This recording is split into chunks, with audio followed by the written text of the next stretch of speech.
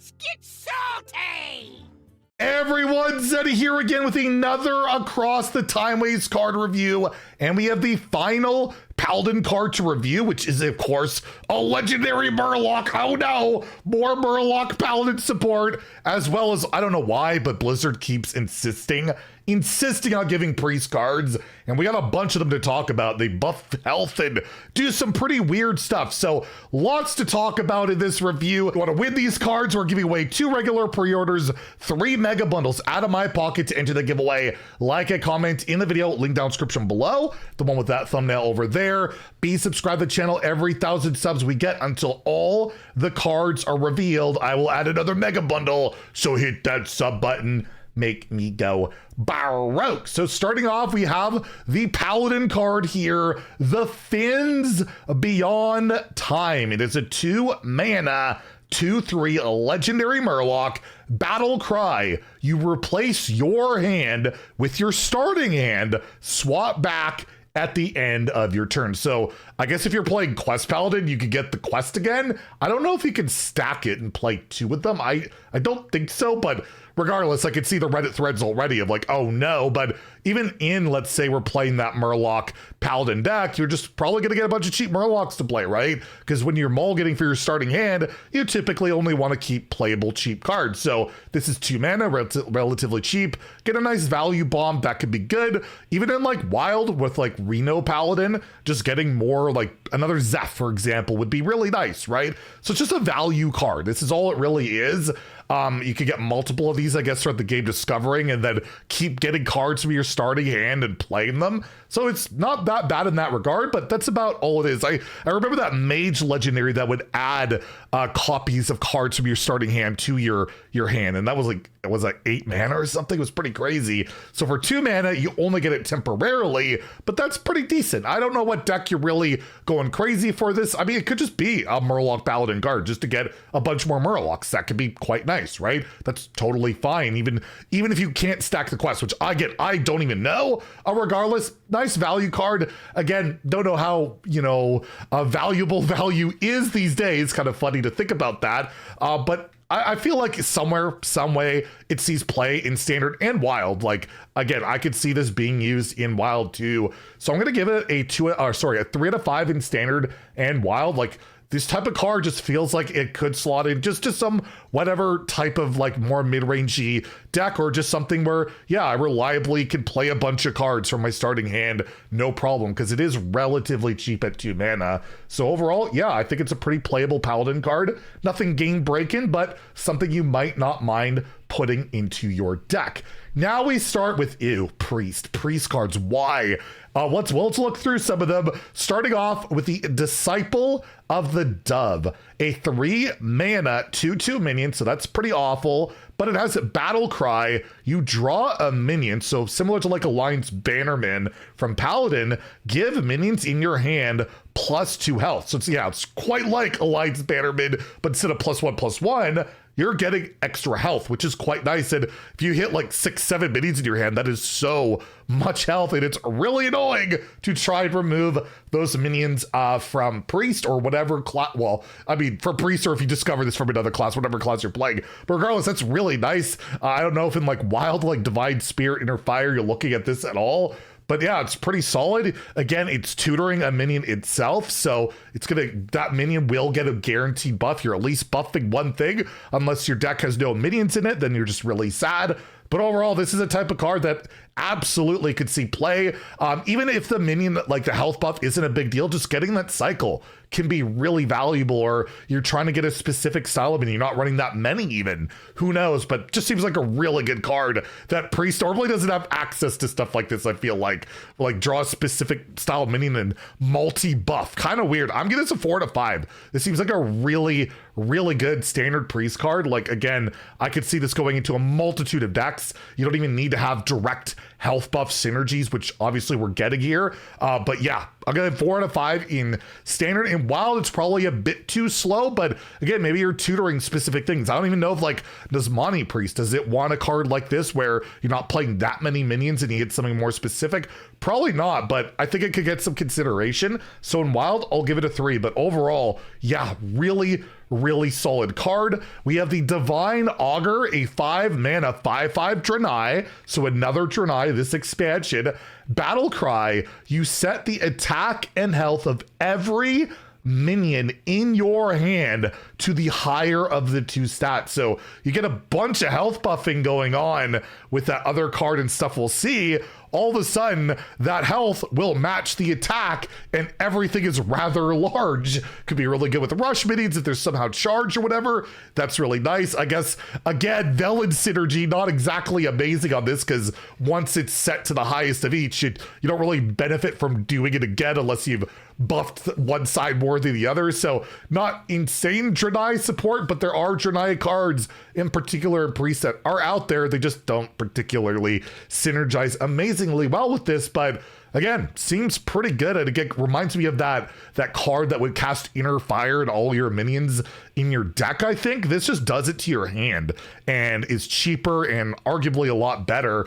I don't know if this will make the cut. It's really kind of interesting to see. I'll give it I want to give it a 3 out of 5. I feel like there's some potential with this. It could be just so many stats when you're, mass health buffing, like we're going to see that. Yeah, I'll give it a 3 out of 5. Pretty insane possible payoff. And in wild, I think this will be way too slow. There's Priest OTKing with those Mani and Boars and all that already on like turns 3 and 4.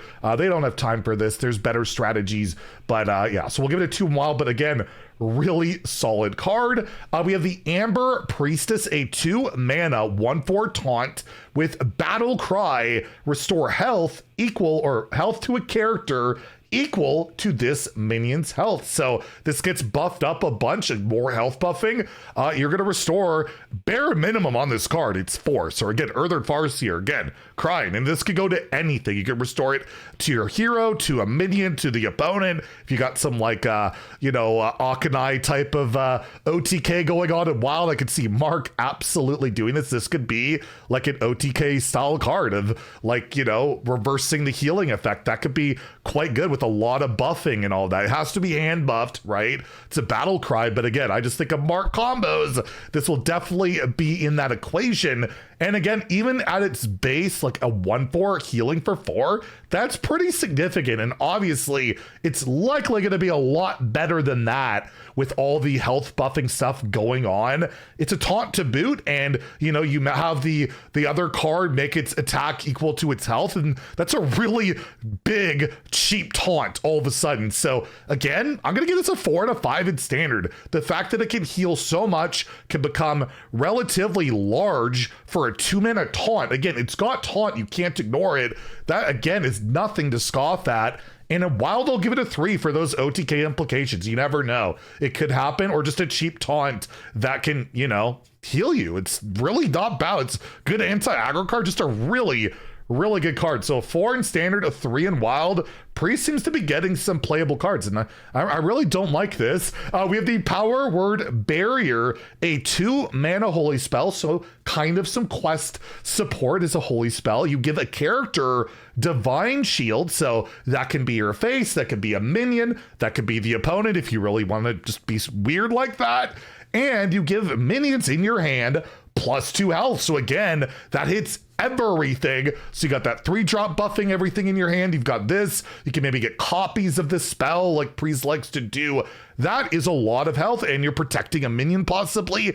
Could be pretty good. I just think this whole package seems solid and obnoxious, which enrages me as someone like who likes to hate on Priest, but to me it seems like a decent card. Again, it's only going to go into a deck. This is definitely a lot more narrow where you really want to be health buffing, because just giving a character Divine Shield is worth like 0 mana almost. It's worth almost nothing, right? Like you got the Paladin drink that does that for 1 and can do it 3 times. So yeah, the Divine Shield is not amazing, but the health buff can be really nice. And again, you can use a Divine Shield to protect yourself. It's certainly a valid thing, but I'm going to give this a 3 to 5 in standard. Again, I think this archetype, this health buffing thing could really work. These cards all seem pretty solid. And in Wild, I'll give it a 2. I don't think it quite makes the cut, but hey, this gives Priest maybe some ways to counterplay Holy Wrath Paladin, where Divine Shield against Holy Wrath is so impactful, and one of the weaknesses, especially like Quest Priest, is just not blowing up to that deck. So it could be all right, and it does have synergy with your quest reward in that deck too. So I'll give it a 2 in Wild, but I wouldn't be shocked if it could become like a fringe card. And then lastly, we have a card that comes together with all of this, the Priest Legendary Eternus, a 6-mana 6/2 dragon. I believe that's old Vol'jin stats from GVG. It has a battle cry: take control of an enemy minion with this minion's health or less. So you buff this up a bunch. It's got 4, 6, 8, 10 health. This is just a 6-mana mind control with a large health total, or maybe it's been buffed by that epic and it's super annoying.